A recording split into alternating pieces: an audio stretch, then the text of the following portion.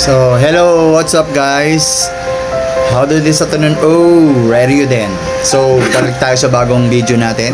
At mag-unbox tayo ng bigay ng sponsor natin.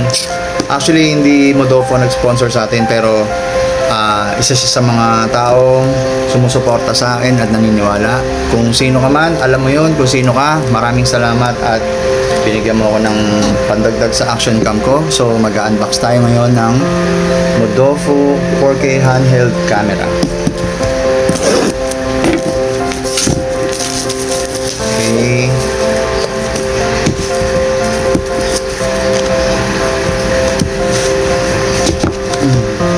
So pagbukas guys, ganito siya. Yun.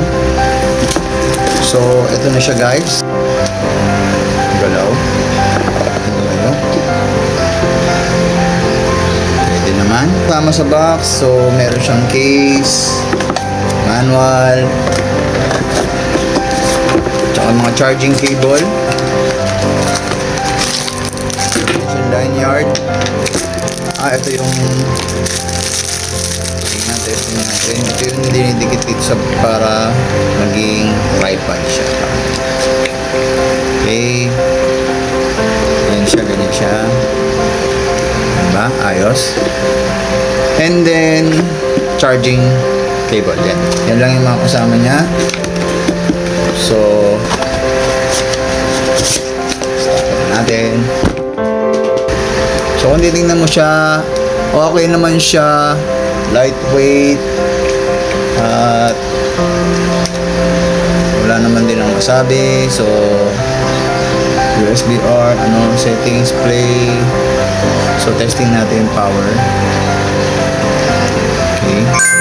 Power na siya. English.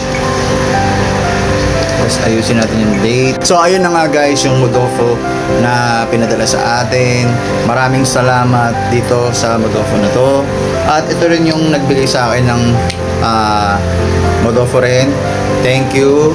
Hindi po siya sponsored ulit ng Modofo, pero isa sa mga naniniwala sa pagbablog ko at marami. Hindi ko nababanggitin yung name kasi confidential, at kung sino man yun, alam mo yun kung sino ka. So ito po pala, Faable, at may nag-sponsor din ng sapatos sa akin.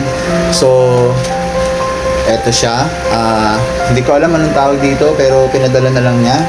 So, wala nang box to kasi nasa pong ibang bansa to. Galing po siyang Japan. So, thank you. Arigatou gozaimasu.